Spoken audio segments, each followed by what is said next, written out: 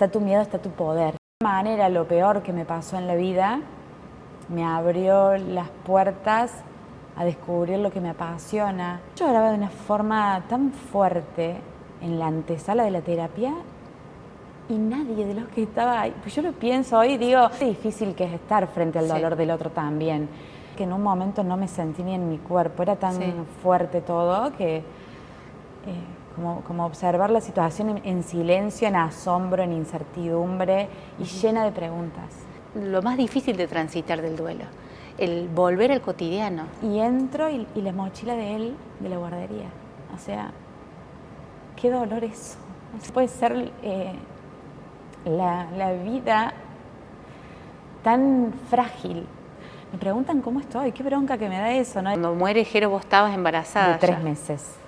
El impacto de la vida y la muerte juntas.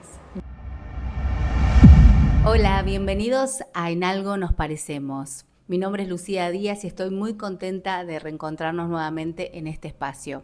En este episodio, que es el número 2 de este ciclo, vamos a recibir a nuestra invitada, Cecilia Torres. Ella es licenciada en Gestión Educativa, diplomada en Tanatología y en Logoterapia, especialista en acompañamiento de procesos de duelo. Es además autora de 2 libros, Un espacio para sanar y La magia del amor, mi cuaderno de duelo.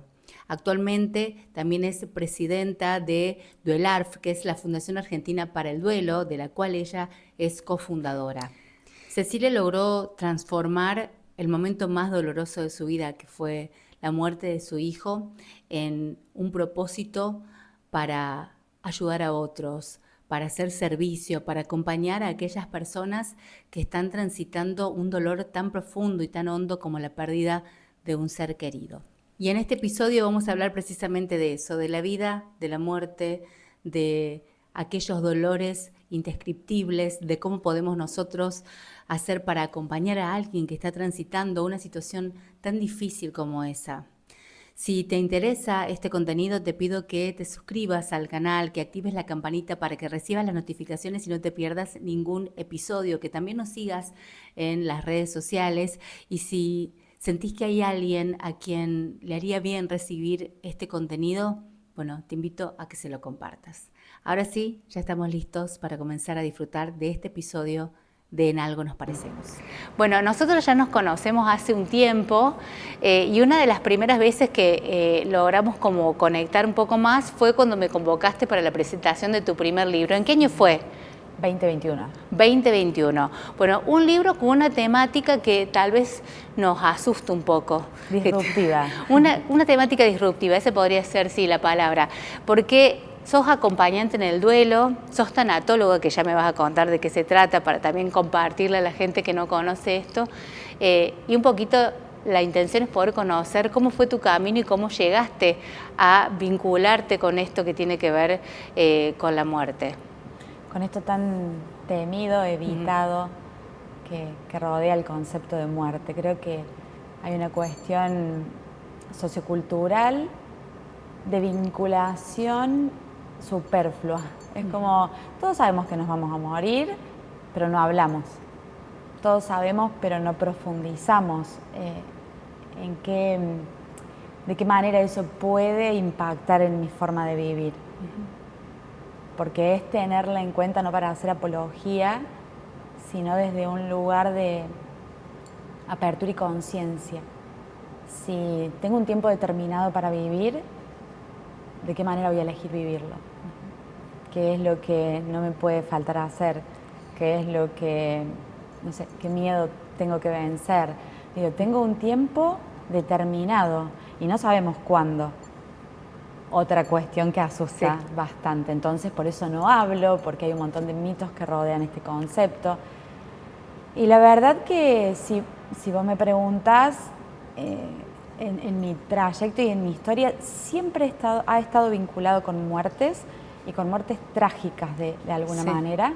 Desde muy chiquita, desde mis 8 años, he transitado y he presenciado diferentes tipos de muertes.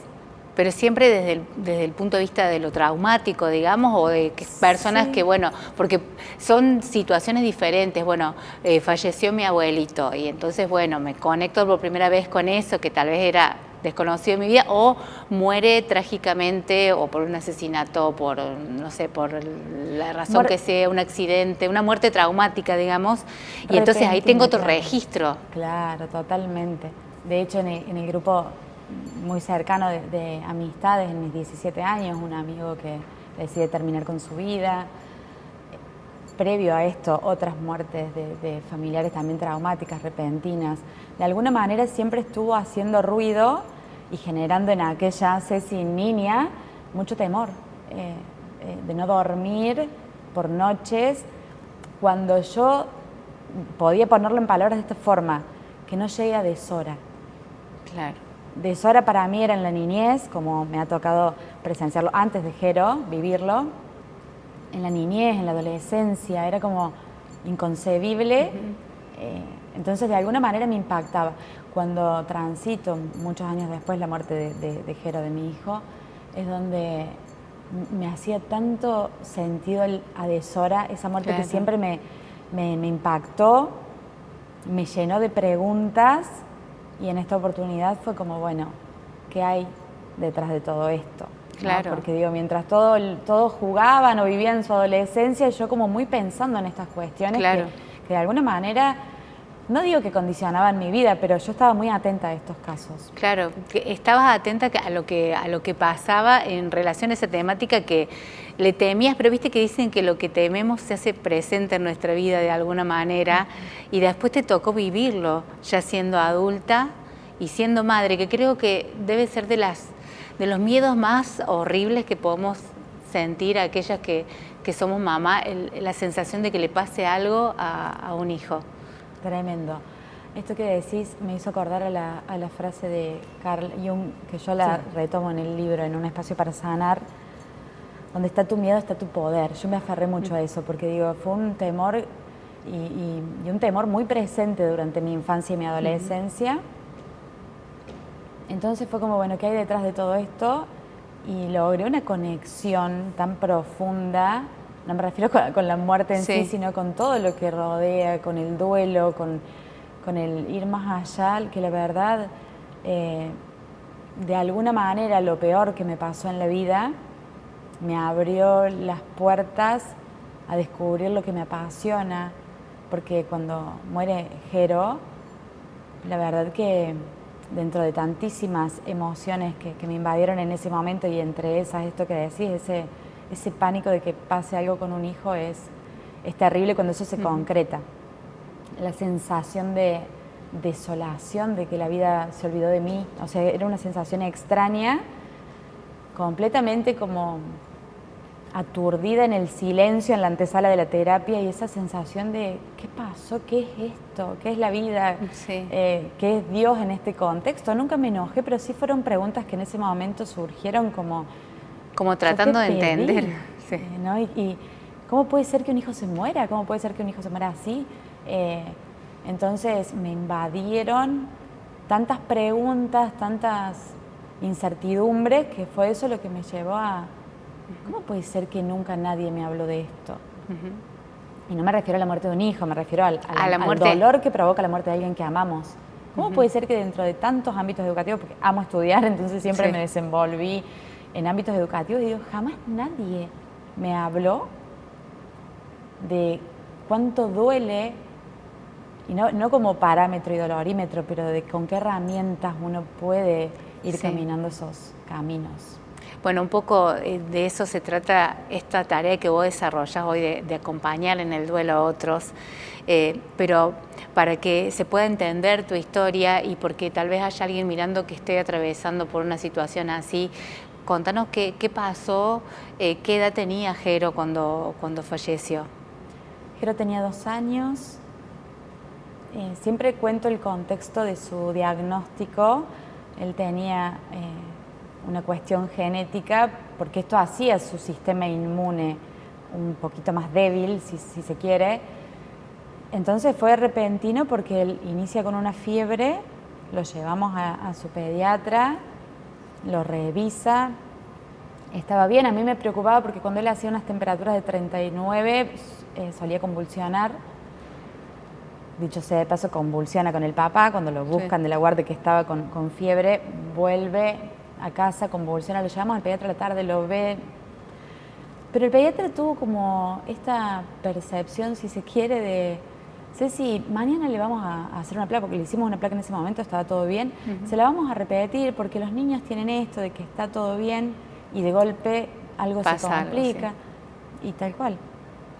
Al otro día él no se levanta respirando bien, yo lo notaba raro a Jero, lo llamo al pediatra, le mando un video y me dijo, Ceci, urgente, a la clínica, nos vamos a Córdoba. Yo, no, me dijo, no llegas a Córdoba. Y ahí fue donde, como caíste en la cuenta de la gravedad de lo que estaba pasando. Todo fue diferente a como era siempre, no era la primera internación de Jero, no era la primera vez que íbamos a una clínica con él, pero esa vez fue diferente, o sea, estuvieron muchos familiares que no iban siempre, digo, era todo el tiempo esto. No todo el tiempo, pero había cuestiones que... Sí, que ya eran parte de la rutina de la familia, que eso podía pasar y bueno, ya sabían qué tenían que hacer en ese caso, digamos. Claro, porque había que atender algunas cuestiones de él, cardíacas y demás, eso siempre estuvo... Pero esta vez era diferente, fueron amigos, de hecho tuvimos que pedir el traslado, obviamente, por la gravedad del caso. A Córdoba, llegamos allá, viajaron amigos y esto no pasaba. Algo me indicaba que esta vez era diferente. Y fue así de rápido, porque llegamos un sábado a Córdoba, lo atendieron, hicieron todo lo que pudieron, y al otro día, a las 6 de la mañana, Jero empieza a hacer paro cardiorrespiratorio, y al mediodía es que muere. Fue muy repentino. Muy rápido, muy repentino. Y vos recordás esa imagen que graficaba recién, esa desolación ahí en el pasillo de... Claro, porque cuando él entra en paro, nos sacan de la salita donde él estaba, nos sacan y vamos a una antesala. Y ahora que estoy charlando con vos, hago consciente esto de... Yo lloraba de una forma, creo que Nico estaba saliendo, porque me sacan primero, creo que lo sacaron al papá después. Yo lloraba de una forma tan fuerte en la antesala de la terapia, y nadie de los que estaba ahí, pues yo lo pienso hoy, digo, capaz que todo me fue impulsando como, mirá qué difícil que es estar frente al dolor del otro también. Yo hubiera sido un otro, creo que la abrazo. Sí. Yo recuerdo llorar sola, y después cuando nos dicen lo que bueno, que Jero ya había fallecido, ahí sentí como, no sé, como yo no sé si decir como enajenación, porque en un momento no me sentí ni en mi cuerpo, era tan fuerte todo que como observar la situación en silencio, en asombro, en incertidumbre y llena de preguntas. Sin embargo, yo te escucho y se me pone la piel de gallina, porque es algo que uno que lo pensás y nadie lo quiere vivir, pero digo, no debe haber sido tal vez eso fue un shock muy grande, pero no debe haber sido tan fuerte tal vez como el volver a tu casa en un mundo en donde ya Jero no estaba físicamente, porque yo siempre pienso en eso, ¿no? En los espacios cotidianos, ¿no? El día a día, que es lo que creo que es lo más difícil de transitar del duelo, el volver al cotidiano. Tal cual. De hecho, esto Lu tiene que ver con diferentes tareas o más conocidas como etapas del duelo, ¿no? Esta sensación de aturdimiento y shock que de alguna manera no me permite un contacto al 100% con la realidad, y esto a medida que van pasando los días y con las situaciones cotidianas nos expone como en carne viva al dolor. Sí. Así tal cual lo decís, volvemos de Córdoba, nos traen unos amigos que nos habían ido a acompañar. Ya volverme de Córdoba sin él era como, ya eso era como raro, y de hecho cada vuelta a Córdoba, hoy en la actualidad, a mí me genera como una incomodidad y una tristeza. Queda un registro, ¿no? No lo traigo, no me lo traigo, es como... Y llegar a casa, recuerdo que bueno, ya había familiares afuera esperándonos, y entro y la mochila de él, de la guardería, o sea, qué dolor eso. Sí. Lo recuerdo y puedo sentir todo, el silencio de la casa y ver la mochila y decir, ¿cómo puede ser? Sí. ¿Cómo puede ser la vida tan frágil que de un momento a otro podemos no tener más a alguien que amamos? Y esto puede como mortificarnos, y no es la idea, ¿no? Sí. Yo creo que esto nos tiene que impulsar a vivir. Sí. Te tengo ahora, te abrazo ahora, te beso ahora. Yo creo que lo que más le transmití al círculo cercano en ese momento fue, no lo retes, besalo, abrazalo. Y si te hace renegar, disfruta de eso. Sí. Está ahí, te está haciendo renegar. Sí, por eso creo que más allá de todo lo que significa tu tarea, en el acompañar a aquel que está atravesando un dolor que es muy difícil de sobrellevar, está en esto de poner luz sobre lo que sí hay ahora, no esperar a que una situación como esta, tan dolorosa, nos enseñe, porque siempre la maestría viene del dolor, parece, ¿no? Y tenemos la capacidad, las personas, de hacernos más conscientes y más presentes en el día a día. Recién dije algo que me hizo pensar en una pregunta que había anotado para hacerte. Una frase que es muy común de decir es: te acompaño en el sentimiento. A veces decimos cosas de manera automática o culturalmente en el marco de un duelo, sin ponerle mucho sentimiento a esto, o mucha cabeza, mucho sentido. Quería preguntarte, habiendo vos atravesado todo lo que viviste y siendo terapeuta y acompañante de personas en proceso de duelo, ¿qué es lo que uno puede hacer y lo que es recomendable no hacer en esas situaciones? Soy muy cuestionadora hoy de las cosas que decimos, no sé si desde el saber absoluto se hace así o no, pero soy de preguntarme mucho. El que en paz descanse, el que lo siento mucho, realmente lo siento, realmente... Claro. Cuando se transforma todo esto en una formalidad, pierde el verdadero sentido. Entonces soy de preguntarme mucho estas cosas, y también al escuchar a las personas que acompaño, que he acompañado, y te plantean a veces, me preguntan cómo estoy, qué bronca que me da eso, ¿no? Esto de, hola, ¿cómo estás? Pero también hay que entender que es una cuestión casi que se ha naturalizado el cómo estás, y la persona está en duelo, entonces, ¿cómo voy a estar? O le genera por ahí incomodidad este tipo de preguntas. Yo suelo preguntarles cómo venís hoy, cómo vienen estos días, que no cómo está, porque está mal, ya sabemos que está mal, y va a estar mal por unas semanas, por unos meses posiblemente. Pero con respecto al lo siento mucho, yo los he cambiado, pero por una cuestión personal, por ahí de... Realmente me duele que estés transitando este dolor, por ejemplo, es una frase que está bien estar sin decir nada también, porque por ahí es como que necesitamos llenar esos huecos, ¿viste? Como que no nos quedemos en silencio. A ver, digo algo, meto una frase, bueno, cualquier cosa. Nos incomoda tanto la muerte, tenemos que llenar eso con algo, ¿viste? Como no alcanza solo con estar, con la presencia, no sabemos qué hacer. Tengo esa sensación. Sí, es así. Creo que nos sentimos inclusive como, bueno, a ver qué hago o qué digo para que el dolor de esta persona ceda, o para resolverle el problema, que en este caso no va a pasar. No va a pasar. Entonces digo, relajarse un poco en esto de, estoy acá y qué me genera también. Esto que decís, el estar frente al dolor del otro es sumamente incómodo a veces, entonces tiende a decir cosas, bueno... Por ejemplo, alguien en algún momento, con mucho amor, porque lo amo, me dijo, bueno, sé, pero él sufría mucho. Y es como, no, o sea, no digamos ese tipo de frases, porque en este contexto donde, o sea, yo entiendo que él se refería a las internaciones, a las cosas que habíamos pasado, pero Jero era feliz, nos hacía felices, había momentos de juegos, y como Jero, digo, todos, a veces las personas emplean este tipo de frases para sacarnos del dolor. Otra muy, a él o a ella no le gustaría verte mal. Claro, te pone una carga. La presión ahí de tenés que estar bien, cuando lo más natural, digo, lo raro sería que no estuviera mal. Si hubo amor, si hubo vínculo, lo natural es el dolor. Y a veces estar ahí, acariciar, abrazar, te comprendo, si lo comprendo, si lo entiendo, si lo viví. Pero... Lo natural es el dolor, pero cada uno transita el dolor de diferente manera, porque hay personas que somos más lloronas y otras personas que tal vez en público no van a llorar, y eso también es cuestionado.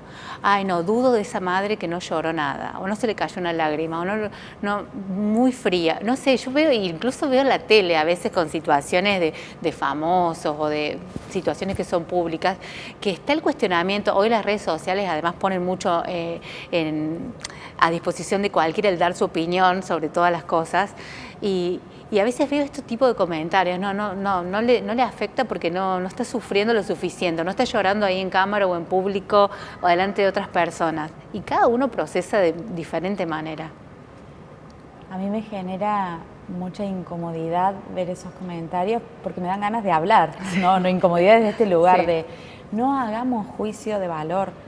He escuchado, recuerdo algunos casos que fueron más conocidos y yo entro a leer los comentarios porque es algo que a mí Sí. me interesa saber qué piensa la gente, cómo se maneja la gente con esta temática.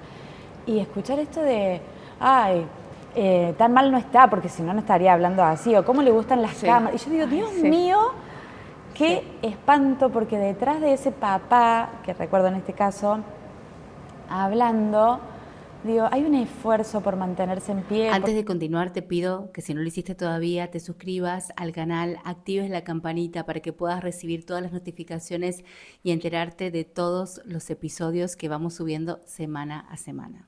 Ahora sí, seguimos disfrutando de esta entrevista.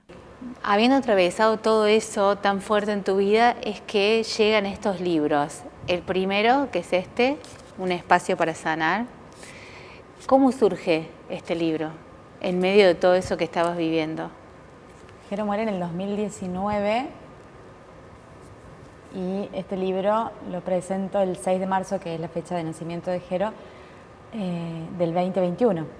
O sea que es casi, te diría, lo que fui sintiendo ese primer año de duelo, toda la intensidad. De hecho, hay escritos, yo llegué del funeral de Jero, hay uno que se llama Me quedé con ganas, lo escribí ahí. O sea, llegué del funeral y me puse a escribir, yo escribía mucho. Y este libro, Un espacio para sanar, le tengo como un amor particular, aparte de que la gente también lo recibió como de manera muy amorosa, se reimprimió por cuarta vez. Es un libro de amor-dolor, porque obviamente cuento lo que conté, muy resumido acá, cuento el minuto a minuto, lo que fue pasando, cómo lo vivimos. Entonces esa parte es dura en el libro y provoca, yo digo, traten de tomarlo como también una vía para canalizar el dolor propio, ¿no? De la persona que está en duelo, porque a veces no, generalmente se tiene esta conducta más evitativa del dolor. También pienso que el que lee el libro y está atravesando por algo así, siente como, bueno, esta persona pasó por lo mismo que estoy pasando yo. Entonces, y si ahora esta persona pudo desarrollarse, pudo hacer un libro, pudo seguir su vida, entonces tal vez yo, es como una lucecita de esperanza, tal vez yo pueda en algún momento no sentir tanto dolor y continuar la vida. Sí, de hecho muchas personas me han dicho, por ejemplo, pudiste poner en palabras algo que yo sentía y no me daba cuenta, por ejemplo, esta sensación de sentirse entendidos en el dolor. ¿Y cuándo llega el momento en que todo lo que vos escribías decidís ponerlo en un libro? ¿Hay alguien que te impulsa? ¿Vos decís, bueno, no, quiero ayudar? ¿Cómo fue que se hace ese proceso? No hubo alguien que me impulsara. Yo creo que siempre estuvo en mí querer escribir un libro. Nunca pensé que iba a ser sobre muerte y menos sobre la muerte de un hijo. Pero creo que tenía que ser así, porque de hecho fue en pandemia en que yo estaba pasando el lampazo y fue sentir el nombre, Un espacio para sanar. Porque un poco fue eso la pandemia, respetando lo que significó para cada uno. En mi caso, imagínate que Jero muere en abril del 2019 y en marzo del 2020 fue que entramos en pandemia. Sí, ahí en nomás, marzo de 2020, año, sí. Claro, casi el año. Entonces fue como encima encerrados y encima con todo esto que no sabíamos qué. Y fue un tiempo para mí para hacer introspección, para volver a todos estos cuadernos en los que escribía y demás y empezar a armar un texto que sería después Un espacio para sanar. Bueno, Ceci, te escuchaba recién que hablabas de la pandemia y de estar en casa con la familia, que bueno, todos vivimos esa etapa de diferente manera. A vos particularmente, el tiempo en familia y en pareja particularmente, en ese contexto, ¿cómo lo viviste? ¿Cómo es transitar la vida en pareja después de la pérdida de un hijo? Transitar el duelo en pareja, bueno, es un tema que la gente pregunta mucho. Digo, hay muchos temores, porque también hay estadísticas, que en este momento no recuerdo números exactos, pero una gran cantidad de parejas se separan a raíz de la muerte de un hijo. Entonces ahí es donde entran un montón de cuestionamientos y de miedos sobre que uno está en duelo, también el temor de me puede llegar a pasar esto también y demás, pero creo que lo más importante es respetar esto que hablábamos recién, la diversidad de formas de transitar un duelo. También pasa esto en la pareja. Porque cada uno lo vive distinto, uno puede necesitar hablar y el otro no, uno puede necesitar estar más tiempo compartido y el otro tal vez necesitar más tiempo de soledad para llorar. Cada uno lo vive de diferente manera y encontrar ahí el equilibrio entre esas dos formas de procesar el dolor. Tal cual, yo recuerdo llegar a casa y Nico con los ojos muy hinchados de haber llorado. Y yo quería que él llorara conmigo también, ¿no? Esto de, ¿por qué lloraste solo? ¿Por qué estabas solo? Que no te pude acompañar, contener en ese momento. Entiendo que fue un acto de amor, de no querer hacerme mal, porque yo estaba embarazada, también no olvidemos ese detalle. Claro, ese es un detalle. Cuando muere Jero, vos estabas embarazada. De 3 meses. Entonces, durísimo el contexto. Sí. Entonces creo que él un poco resguardaba, no sé si la palabra es resguardar, pero él se escondía un poco de mostrarse tan dolido. Entiendo que para cuidarme, pero en realidad sí, me dolía mucho verlo a él. Sí. Como a él también mi dolor, porque en la pareja pasa esto. O sea, nos duele lo que estamos viviendo y me duele ver a la persona que amo tan mal por esto, que también es tal cual lo que yo siento. Porque digo, sin entrar en esta diferenciación que a veces intentan hacer, ¿no? De que si a la mamá le va a doler más que al papá. Digo, son los papás y nos duele igual no tener este hijo, por lo menos en casos en donde los papás están presentes, aman, cuidan y demás. Entonces, creo que a mí, yo recuerdo eso, o sea, vos me hablas de esto y yo recuerdo de verlo con los ojos que mostraban haber llorado mucho y haber dicho, oh, ¿por qué no me dejaste acompañarte en ese momento? De igual modo, hubo cuestiones que por ahí hemos tenido que hablar, que dialogar, ¿no? Cuando yo decidí comenzar con todo esto, primero a formarme, después a trabajar mucho en las redes, y también era hablar de mi hijo, pero era el suyo. Sí. Entonces hubo charlas ahí, que él entendiera desde dónde lo hacía. Al principio a él le pareció raro, ya ahora está súper acostumbrado y sabe que cuento el 99,9. Pero bueno, fue acuerdo, charla, acompañamiento, creo que es fundamental eso. ¿Fue para vos ser mamá después de todo esto que habías atravesado, de tanto dolor y un embarazo además, no sé si la palabra es teñido, pero atravesado por ese dolor? Sí, el impacto de la vida y la muerte juntas. Eso es algo que me impactó mucho, porque no puedo decir que el 2019 fue el peor año de mi vida, porque murió un hijo, porque también nació una hija en el mismo año. Entonces esa realidad tan distinta no dejaba de impactarme como me impactó todo en ese contexto, ¿no? Pero Amorina vino a... Nosotros le decimos la alegría del hogar, imagínate, es como... Si bien tenemos 2 hijos más, que son unos amores y nos han acompañado y han... O sea, siempre se habló con mucha libertad de esto, de que hablaran, que preguntaran. Ella llegó como de nuevo al ruido, a los juguetes desparramados, pero se transita, yo creo que fue como respirar, tener a Mori, como volver a respirar, es como tenerla en los brazos. ¿Recordás si el día que volviste a tener esa sensación de estoy contenta? Y si lo viviste con culpa, me pregunto, ¿por qué hay como una cosa en esto de... Si me estoy riendo, pero me acaba de pasar esto, está bien, está mal, ya no me duele tanto. ¿Qué va a pensar el resto? Que ya no me duele, que ya no recuerdo. Vos sabés que a los 2 o 3 meses que había muerto Jero, nos reunimos con mis amigos mis amigos de toda la vida, y dentro de este grupo de amigos hay un amigo que me hace reír, pero cuando te duele la panza de reírte, él tiene esa característica. Es el mismo que viajó, porque los dos que viajaron a Córdoba el día que Jero murió. O sea, así de importantes son en mi vida. Y no sé qué cosa dijo, no recuerdo qué dijo, y a mí me explotó una carcajada, pero yo me di cuenta que hacía mucho, fue como rara, es como, ¿cuánto hace que no me río así? Y sentí como esta cuestión de qué hago riéndome de esta forma, porque además es un grupo que te hace reír.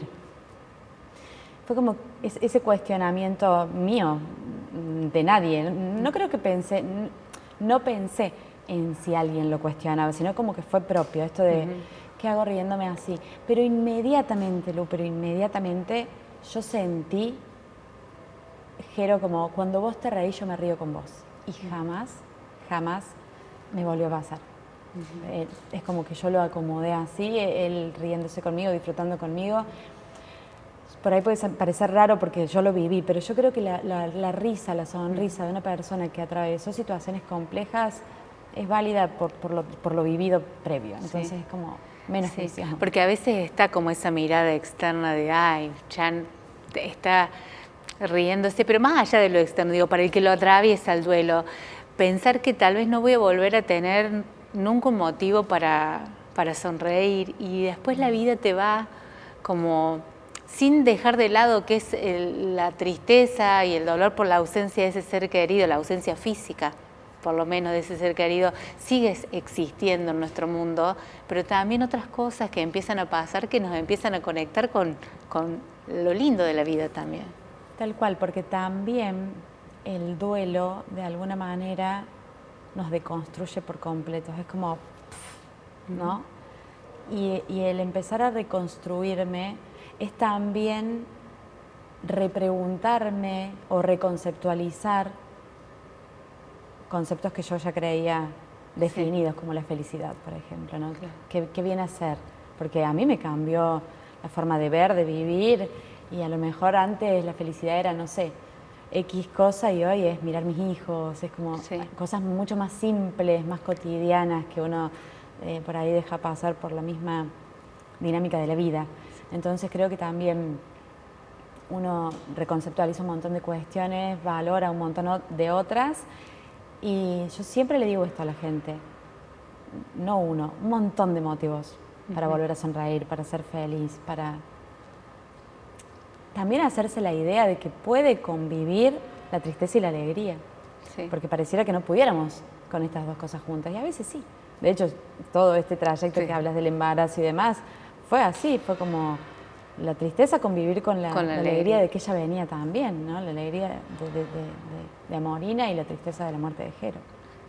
Qué increíble, ¿no? Pensaba que hace un tiempo presenté en el canal donde trabajo una nota tuya, que tuve el gusto de hacerte varias, y recuerdo que cuando hice la presentación, yo dije, la muerte es como muy democrático, es lo más democrático que tenemos, porque, o sea, todos nos vamos a morir, no sabemos cuándo, pero eso sí, o sea, yo no sé si hay gente que no sabe si va a ser mamá, otros no saben si van a estudiar, si no saben si van a ser ricos, pobres, si se van a casar o van a viajar y conocer 3 países, 2 o ninguno, pero todos nos vamos a morir.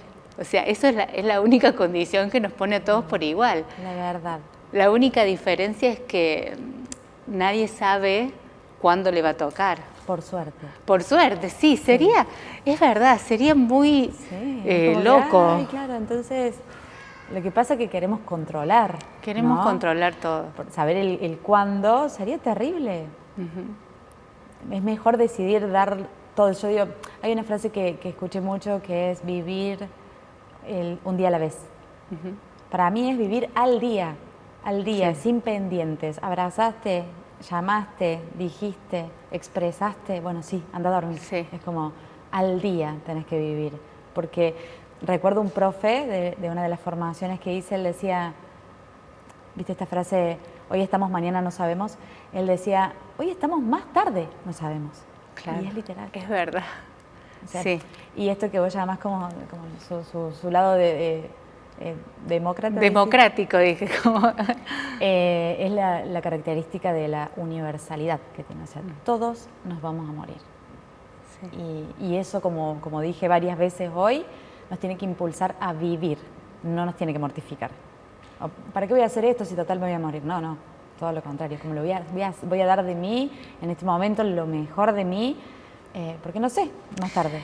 Y pensamos muchas veces más en la muerte que en la vida, porque pensamos en cómo no nos gustaría morirnos, o sea, estamos como conectados a esa información en lugar de conectarnos a, bueno, como nos pasa a veces de lo que no quiero en vez de lo que quiero, ¿no? Pero tiene que ver con el control, fíjate. Sí. Porque todo el mundo quiere acostarse a dormir y no despertarse en algún momento, cuando llegue, ¿no? No estoy hablando de que todo el mundo quiere esto. Digo, cuando pienso en el momento en que me vaya a morir, ay, ojalá que sea así. Sí. Digo, hasta eso. Sí, queremos tener el control de todo. Bueno, Ceci, después de todo tu camino y de acompañar a muchas personas que lo haces en consultorio, escribiste un segundo libro, que es un diario de duelo, que tiene muchas actividades, es muy lindo, realmente lo recomiendo para aquellas personas que están atravesando un proceso así. Y después surge la fundación Duelarf. ¿Qué es lo que te impulsa a llevar esto que vos venías haciendo de manera más como uno a uno o en pequeños encuentros a llevarlo a un escalafón un poco más grande, más alto? En consultorio yo creo que me daba cuenta de cuánto influía el contexto que rodea a una persona en duelo.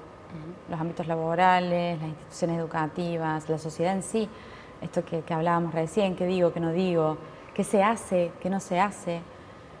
Entonces ahí te das cuenta que hay un contexto sociocultural que rodea a la persona en duelo que lo puede favorecer, digamos, que puede favorecer ese proceso o que lo puede obstaculizar, sin dudas. Entonces fue Jero quien impulsa llevar adelante esta fundación. Hablo con una persona que conozco de toda la vida, casi de una formación que hicimos hace muchos años juntas, con la hija de ella también, Miriam y Cami, y ahí es donde dijimos, bueno, vamos a trabajar por y para esto, y la verdad que estamos haciendo un trabajo en equipo muy lindo, digo muy lindo porque la verdad que hemos trabajado juntas para llevar adelante la jornada de intervención, prevención y posvención en conducta suicida, que le llevamos adelante en septiembre del 2025. Ahora estamos trabajando para el Congreso, también tenemos un programa que se llama Haciendo Redes, que es un programa gratuito para instituciones, empresas que se encuentren en esta situación y no sepan qué hacer. Bueno, coordinar una reunión, conversar, es construir juntos las formas más sanas o las que consideremos mejores entre todos para acompañar. Bueno, y se viene ahora el Congreso prontamente en el mes de marzo, el Congreso Internacional. ¿Qué características va a tener este Congreso? Tiene disertantes de México, España, Brasil.